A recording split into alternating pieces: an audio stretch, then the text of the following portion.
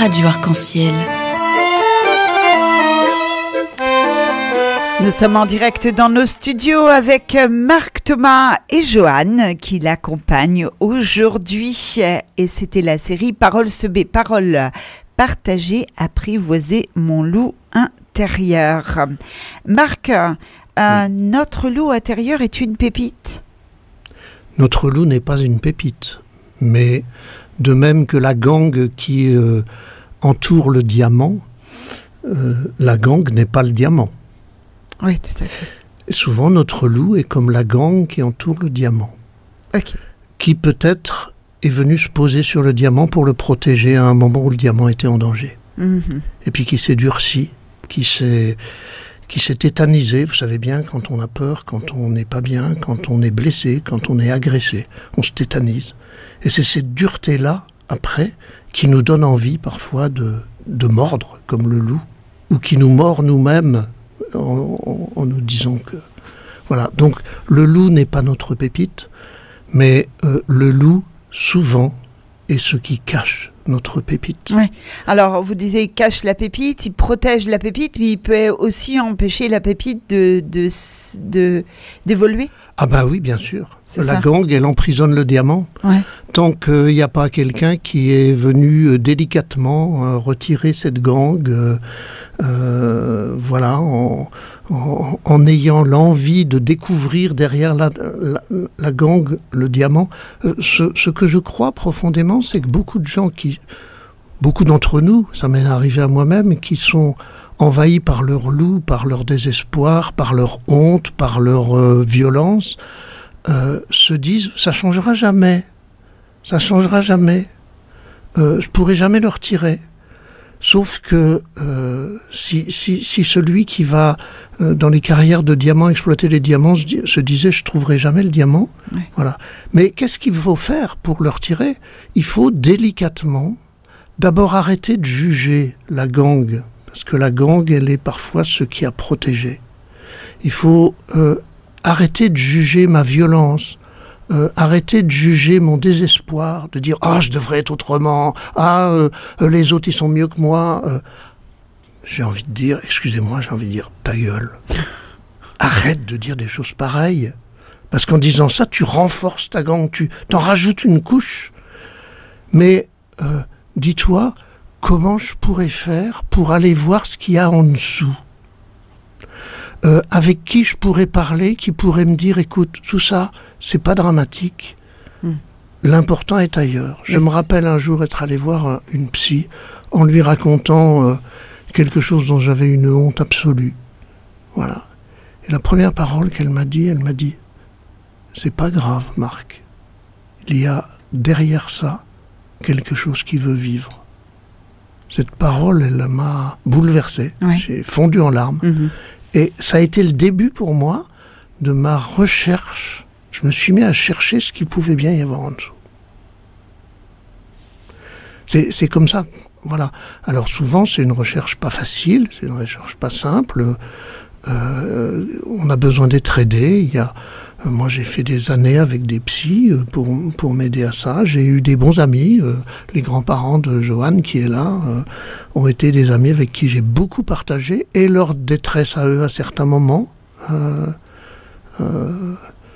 La grand-mère d'Anne-Sophie et son grand-père ont perdu une petite fille de 8 ans qui avait une leucémie, qui est décédée à 8 ans. C'est ça qui nous a rapprochés. Mm-hmm. C'est cette détresse-là qui a fait de nous, vous voyez, j'ai de l'émotion quand j'en parle, qui nous a fait comme des frères et sœurs. Donc derrière la détresse, il y a aussi un appel au soutien, à la fraternité, à l'amour. Je ne justifie aucune détresse, hein, mais parfois elles nous font progresser vers notre pépite. Mm-hmm. On va donner un peu la parole à Joanne, peut-être nous dire pour vous, c'est quoi ça vous parle quand on parle du loup intérieur? Alors oui, tout à fait, même si j'ai un âge assez jeune, j'ai moins de bagages et de vécu que Marc ou que d'autres personnes, j'ai moi-même été confrontée à mon loup intérieur. Je pense que la vingtaine est un âge où il y a beaucoup de remise en question, sur ce que l'on veut faire de sa vie, sur comment évolue le monde, avec l'IA qui est de plus en plus présente, avec beaucoup de métiers qui changent, le changement climatique. Tout ça peut faire peur de se dire comment je vais trouver ma place face à tout ça. Et effectivement, ça peut être aussi un loup né peut-être d'un contexte extérieur à nous-mêmes, mais qui aussi nous fait cheminer sur qu'est-ce qu'on a finalement envie pour nous de vivre dans notre vie. Tout à fait. Quand tu dis extérieur à nous-mêmes, c'est des événements qui nous arrivent dont on n'est pas les auteurs. Oui, tout à fait. Ça peut être une situation familiale, pour ma part, ça peut être une situation amicale, ou même tout simplement la grande question de qu'est-ce que je veux faire de ma vie au final. Ouais. Ah, vous disiez, Marc, ne pas combattre son loup intérieur, mais l'apprivoiser. C'est pas toujours évident. Imaginez-vous être tout seul, devant un vrai loup. Si vous voulez vous battre contre le loup, vous avez toutes les chances de perdre. Oui, c'est sûr. C'est pareil avec nos loups intérieurs. Alors, qu'on ait le désir de les apprivoiser et de ne plus se laisser bouffer par eux, oui, bien sûr. Mais si je me bats tout seul à dire je veux être plus fort que lui, écoutez, soyons sincères. Il y a des chrétiens qui vont se confesser. Vous ne croyez pas que vous confessez toujours parfois les mêmes péchés depuis longtemps? Parfois toujours les mêmes travers?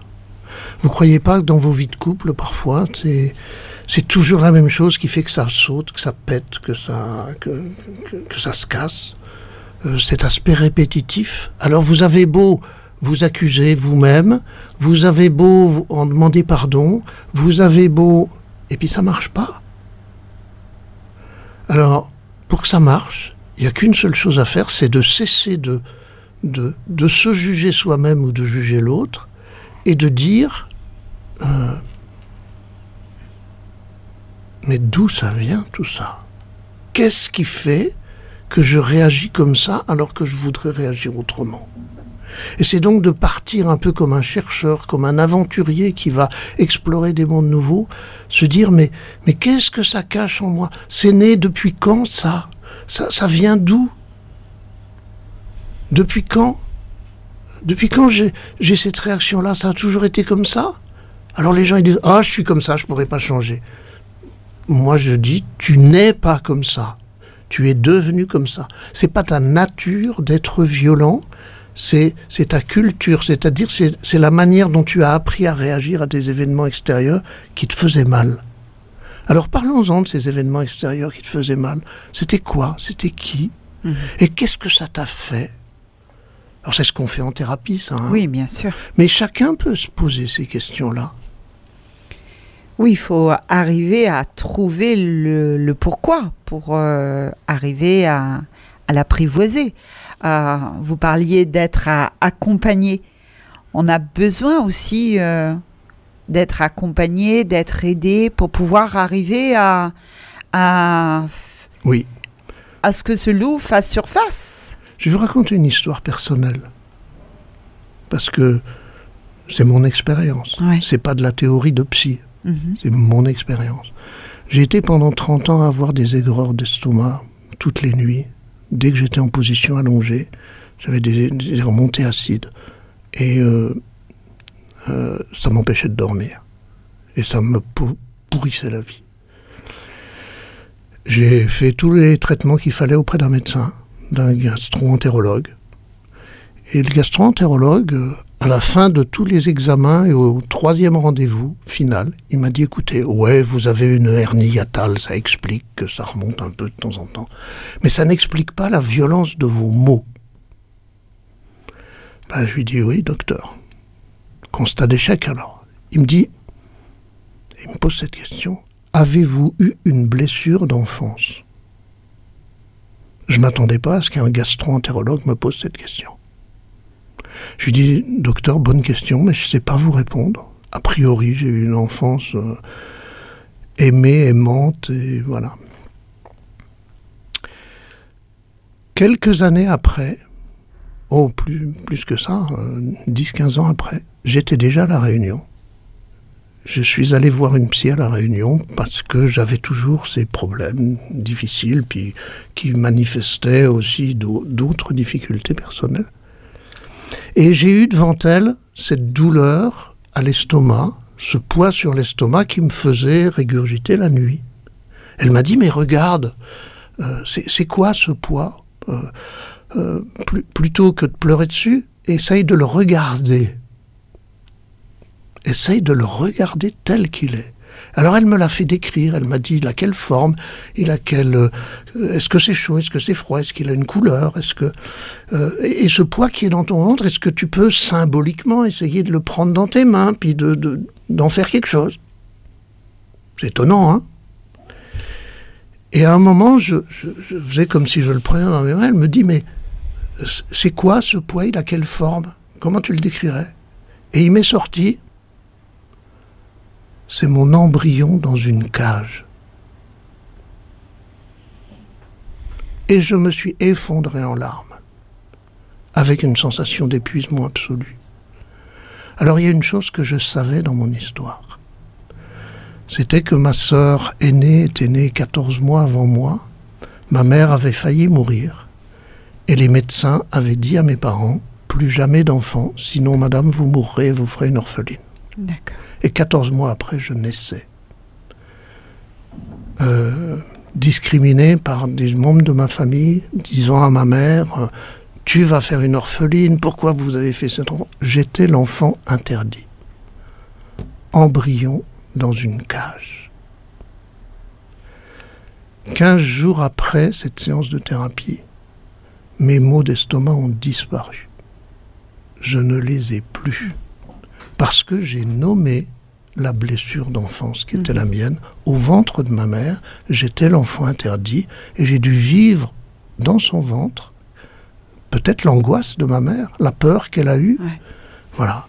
Et en même temps, je savais que mes parents m'avaient dit, mais tu sais Marc, ça a été un choix de notre part de ne pas écouter les médecins et de vouloir te donner la vie. C'est comme ça mon loup est parti tout seul. Celui qui me bouffait la nuit et qui m'empêchait de dormir, dont je ne savais pas pourquoi. Mais il a fallu ce travail avec un médecin d'abord, pour voir ce qu'il y avait de physique, puis ce travail avec une psy pour essayer d'identifier ce que c'était que ce poids qui me pesait toutes les nuits là. Voilà, j'ai pas l'habitude de raconter ma vie, mais c'est ce travail-là qu'on peut faire et qui est libérateur. Ouais. Mettre des mots sur des mots. Absolument. Ça me fait penser au titre d'un livre d'un docteur. Dis-moi où tu as mal, je te dirai pourquoi. Voilà, c'est de Michel Odoul. Michel Odoul. Oui, c'est un nom que j'ai déjà entendu. Voilà, et c'est un médecin qui a écrit ce livre et qui parle justement des douleurs qu'on peut avoir. Et quand on cherche la provenance des douleurs, on s'aperçoit que justement, quelque part, il y a eu une difficulté ou un passage de la vie difficile et ça a fait ressortir des douleurs exactement comme vous venez de nous l'expliquer. Vous en pensez quoi, vous, Joanne, sur le récit que Marc nous a donné? En tant que jeune, vous avez expliqué tout à l'heure des parcours un petit peu de votre vie, les difficultés, enfin ce qui vous inquiète dans la vie, dans l'avenir, ça peut aussi provoquer des douleurs comme Marc le disait. Alors c'est marrant qu'on en parle, mais totalement. J'ai depuis 2021 des ballonnements à la digestion. Dès que je vais manger, mon ventre va gonfler, mais parfois à l'extrême. On m'a déjà demandé, on m'a déjà félicité d'avoir un enfant dans la rue, alors que je sortais juste d'un bon restaurant. D'accord. Ce qui est vraiment franchement désagréable d'ailleurs à recevoir, mais voilà. Et effectivement, j'ai aussi fait la démarche d'aller chez des gastro-entérologues, chez le médecin, pour qu'ils me trouvent des solutions. Et à l'heure actuelle, aucune solution n'a été trouvée. Si c'est mis à part de me mettre sous des régimes anti-inflammatoires, mais qui m'empêchent de consommer des 3/4 des aliments que je consomme. Bien sûr. Ce qui, du coup, ne me va pas. Et du coup, je fais le choix de continuer à gonfler du ventre, même si c'est un peu gênant esthétiquement. Et parfois, ça peut me provoquer des crises. Mais voilà, je continue les analyses. Je suis allée voir un autre spécialiste là dernièrement. Il m'a fait faire des analyses. J'attends les résultats d'ici un petit mois. Je l'espère qu'il va trouver. Mais peut-être aussi, est-ce lié à autre chose? Peut-être au stress. On dit souvent que l'estomac est le deuxième cerveau. Ouais. Peut-être que c'est lié à quelque chose de plus fort. J'en parlais d'ailleurs hier soir ou il y a quelques jours avec Marc. On se demandait d'où ça pouvait venir en fait. Qu'est-ce qui s'est passé à ces moments-là où j'ai commencé à développer ces douleurs à l'estomac? Est-ce qu'il y a eu un événement dans ma vie? Et en fait, c'est un moment dans ma vie où justement tout allait bien. Je passais en master, j'avais trouvé mon alternance, j'étais en recherche d'appartement, j'avais trouvé un copain que j'estimais merveilleux et que je pensais que ça allait être l'homme de ma vie. C'était vraiment une période où justement tout était enfin aligné. Et justement, c'est à ce moment-là où ça s'est déclaré. Donc, j'étais très, très énervée parce que je voyais pas d'où ça pouvait venir. Bah oui, tout pas va de bien. stress, pas de rien. Ça me fait penser, on fait presque de la thérapie en direct, ça me fait penser, Joanne, ce que tu dis, ça m'est arrivé à un moment où tout allait bien. Eh bien, il y a des moments où, quand tout va bien dans notre être entier, physique et relationnel, affectif, quand tout va bien, eh ben, c'est là que les douleurs cachées se révèlent. Parce que comme on va bien et qu'on est plein d'énergie, c'est là qu'on peut commencer à les soigner. C'est parce qu'on va bien que ce qui reste caché en nous et qui a été source de souffrance se révèle et dit « tu penses à moi maintenant, c'est le temps de me soigner là, puisque tu vas bien. » Et une des questions que j'ai posées à Joanne, puis surtout on va pas aller plus loin, mais je lui ai dit « mais tu parles de ballonnement, mais qu'est-ce qui te gonfle comme ça dans la vie ?» Voilà.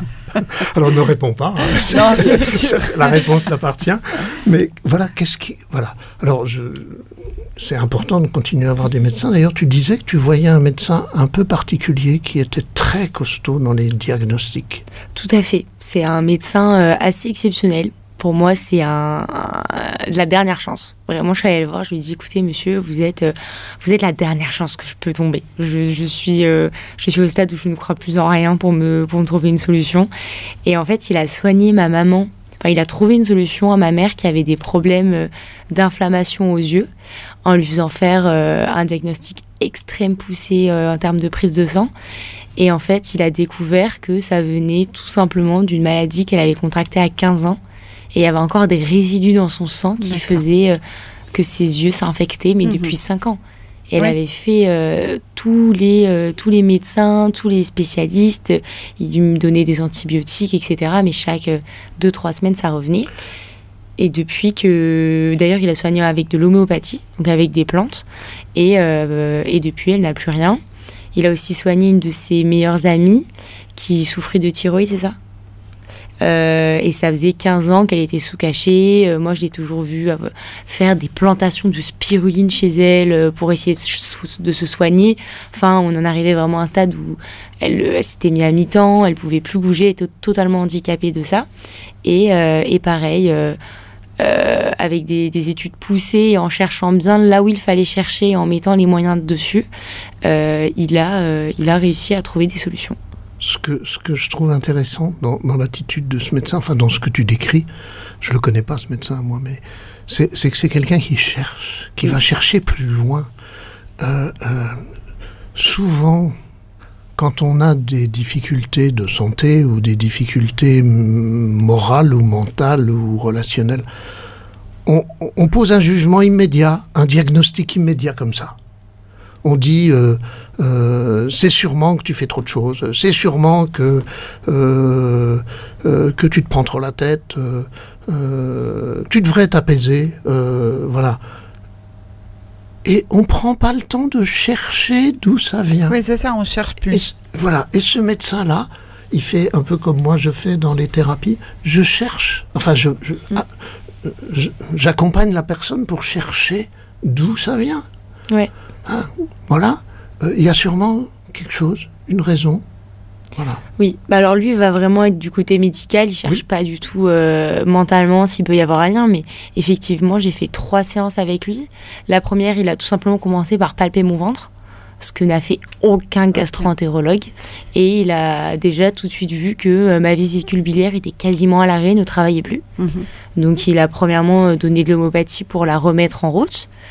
Et ça, je me dis, c'est fou qu'aucun médecin ne l'ait vu avant. C'est ça, c'est d'aller chercher, d'aller chercher, de chercher physiquement, et au-delà du physique, c'est ça. Voilà, et d'aller chercher cette attitude. J'ai envie de dire aux auditeurs, quand vous êtes confrontés à votre loup, à ce qui vous fait souffrir, au lieu de porter des jugements, au lieu de vous lamenter, de dire ça changera jamais, il faut que je vive avec. Devenez des chercheurs, allez chercher, alors allez demander au médecin de vous aider, allez demander au psy de vous aider, mais pas de vous faire un diagnostic, mais de vous aider à trouver d'où ça vient. Et des fois, comme moi, l'embryon dans une cage, ça vient à un moment inattendu. Il y a longtemps que je savais que j'avais été un enfant interdit, mais je ne savais pas que c'était ça qui perturbait, qui perturbait mon sommeil depuis 30 ans. C'est vrai que des fois, je connais une personne qui a une douleur dans les genoux, ça la brûle, elle des fois difficulté pour marcher. Elle a vu le médecin, elle a passé les radios, on lui a dit vous avez rien. Puis ça va pas plus loin, quoi. Ouais, absolument. Faites avec vos douleurs. Absolument. On vous dit, mais c'est terrible. Vous avez mal, mais faites avec. Et moi, c'est jamais vous n'avez rien. C'est je n'ai pas vu si vous avez quelque chose. Ah oui. Moi, je ne vois rien. Donc, il faut qu'on continue à chercher. C'est ça. Voilà. Il y a sûrement des raisons. Il doit. Voilà. On gonfle pas comme ça du ventre pour rien. Ça peut être physique, ça peut être quelque chose qui vous gonfle, ça peut être je sais pas quoi. Et quelque part, il y a que toi qui saura. Il y a un jour, ça, tac, et ça va venir peut-être au moment inattendu. Je l'espère. Voilà. Mais je dis ça, c'est pas pour parler de Joanne, c'est parce que c'est tellement courant dans les mal-être qui sont les nôtres, physiques, moraux, mentaux, relationnels, affectifs. C'est tellement courant de porter très vite un jugement ou de porter un jugement sur l'autre, de lui dire mais t'inquiète pas, oublie ça, enfin ça fait quand même quelques années, tu devrais l'avoir oublié, enfin quoi. Et comme mais j'ai envie de dire, excusez-moi, je répète, mais ta gueule, quoi. Si elle a mal, c'est qu'il y a une raison. Voilà, et comme excusez-moi de dire ça comme ça. Joanne tout à l'heure, la société, la vie actuelle, et on voit de plus en plus de jeunes qui souffrent, qui ont un mal-être, et que on n'aide pas, quoi, finalement.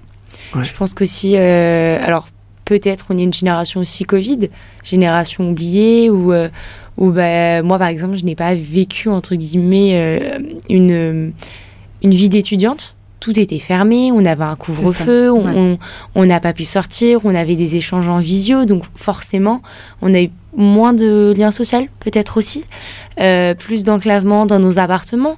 Moi j'ai eu la chance de passer le confinement chez ma maman qui a un jardin, on vit dans le sud de la France, donc on avait le soleil, enfin, j'étais plutôt bien, je l'avoue, mais je pense à mes amis à l'époque, j'étais à Nîmes, qui l'ont passé dans leurs appartements de 27 mètres carrés, ça n'a pas dû être la même.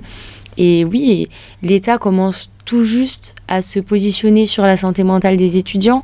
C'est quelque chose qui met du temps à arriver, c'est quelque chose d'assez tabou. Quand on parle de santé mentale, tout de suite, il y a la peur de passer pour un fou, de passer pour quelqu'un de fragile, même émotionnellement. Tout à fait. Parallèlement à toute cette santé mentale où la parole devient de plus en plus libérée dessus, il y a le masculinisme. Avec la salle, où c'est un homme pousse à la salle, un homme ne montre pas ses émotions. Il y a vraiment la société, une dualité entre ce qu'on attend d'un homme, ce qu'on attend d'une femme, on attend qu'on soit fort, et de notre côté cette parole qui commence à être libérée, des aides pour aller voir des psys, mais ça s'arrête à 10 séances, et je crois 20 ou un peu plus par séance, des psys conventionnés, donc ça reste quelque chose qui n'est pas encore accès à tout le monde. Et je pense que c'est un vrai cas sociétal qui avance de plus en plus. La France, on est quand même un des pays qui consomme le plus d'antidépresseurs. Et c'est quand même très très grave. C'est grave, oui. C'est très très grave, alors qu'on a quand même la sécurité sociale. C'est quand même quelque chose que tous les pays n'ont pas accès. Pour avoir voyagé, je peux vous dire qu'on est quand même très bien lotis. Et c'est fou que les Français soient aussi malheureux. Tout à fait. On va proposer à nos auditeurs un titre, comme tout le monde. Liane Folly. Liane Folly. J'aime beaucoup Liane Folly. Son album Entre nous, c'est une vraie thérapie. Eh bien, on l'écoute et puis on en parle.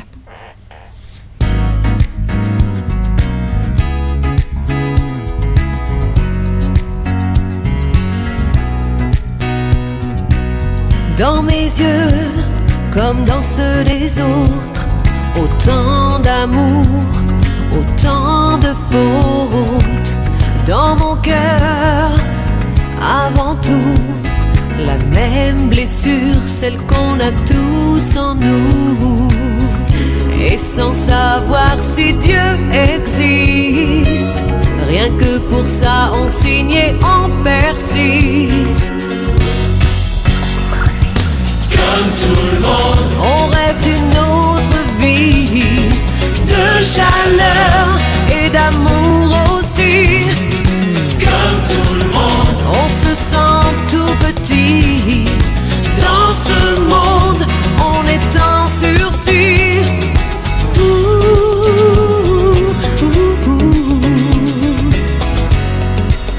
Comme tout le monde, dans les journaux, dans les nouvelles du soir, autant de mensonges, faux espoirs.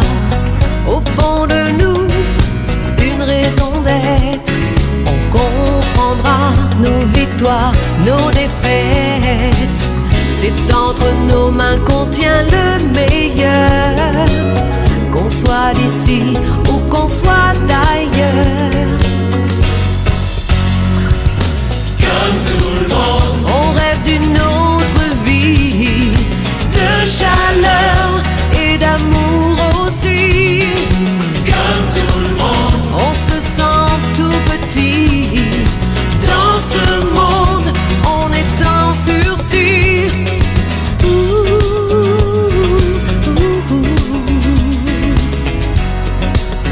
Comme tout le monde, comme tout le monde, on rêve d'une autre vie, de chaleur et d'amour aussi. Comme tout le monde, on se sent tout petit. Dans ce monde, on est en sursis. Comme tout le monde, on rêve d'une autre vie, de chaleur et d'amour aussi. Comme tout le monde, on se sent tout petit. Dans ce monde, on est en sursis. Comme tout le monde, on rêve d'une autre vie, de chaleur et d'amour aussi. Comme tout le monde, on se sent tout petit.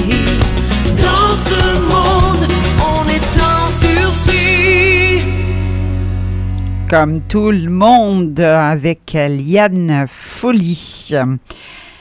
On en parle, comme tout le monde? Oui, j'avais envie de vous dire deux choses. C'est si vous êtes à certains moments un peu dans le désespoir, dans la douleur, dans la souffrance, dans la blessure, souvent on se croit seul au monde. Enfin, il n'y a qu'à moi que ça arrive. Si je peux en parler à personne. Dites-vous bien que vous êtes comme tout le monde, que ça arrive à tout le monde. Je vous ai partagé un petit bout de ma vie tout à l'heure. Ça a été marqué de beaucoup de détresse, tout ça, à certains moments. Les gens ils me disent, toi, le psy, t'as eu des choses comme ça. Mais oui, c'est peut-être pour ça d'ailleurs que je suis psy, un peu. Parce que je sais ce que c'est que souffrir, et je sais ce que c'est qu'écouter sa souffrance, et je sais comment ça peut être libérateur, par expérience, pas en théorie. Et puis comme tout le monde, et la chose que j'aimerais changer dans le champ de Liane Folly, c'est on rêve d'une autre vie. Oui, on rêve d'une autre vie, mais j'ai envie de dire à Liane Folly et à vous tous qui rêvez d'avoir une autre vie et qui concluez souvent ouais, mais je suis comme ça, donc ça changera pas. Eh ben, j'ai envie de vous dire que vos rêves sont l'appel de la réalité. C'est l'appel de votre réalité. C'est l'appel de votre chemin de bonheur. Moi, je suis le plus heureux des hommes dans ce que je fais aujourd'hui. C'est parce qu'un jour, des gens m'ont aidé à sortir de la détresse. Et aujourd'hui, je réalise ce que je suis vraiment. Et c'est mon bonheur.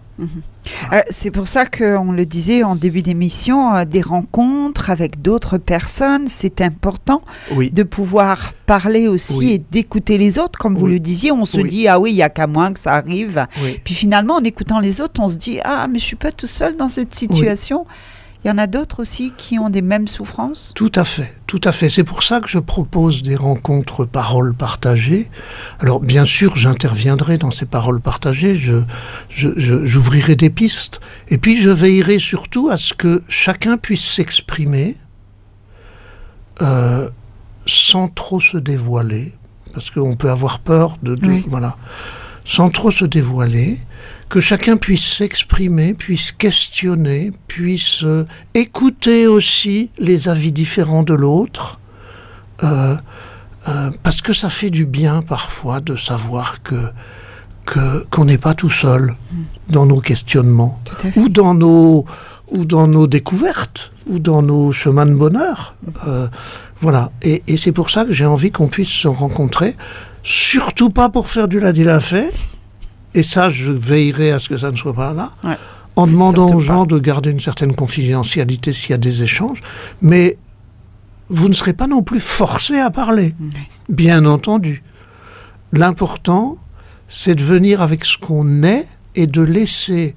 Je dis souvent, c'est un slogan dans sur mon blog, ne retiens pas les paroles de l'auteur, retiens ce que ça fait résonner en toi.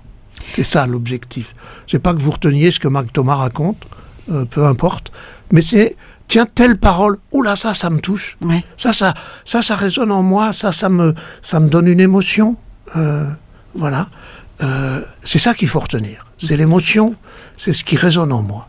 Mais c'est ça l'objectif des rencontres paroles semées, paroles partagées. Tout à fait. Merci Marc. Il va être pratiquement l'heure de nous séparer déjà. Oui, on n'a pas eu d'appel d'auditeur, mais ça ne me surprend pas, parce que je sais que c'est des questions qui touchent profond. Oui. Et je suis sûr qu'il n'y a pas eu d'appel, mais qu'il y a eu beaucoup d'écoute. J'espère. Oui, je pense. On aura des retours. Merci Joanne. Avec plaisir, c'était top. Et au plaisir de vous retrouver. Bon séjour sur notre île et à bientôt.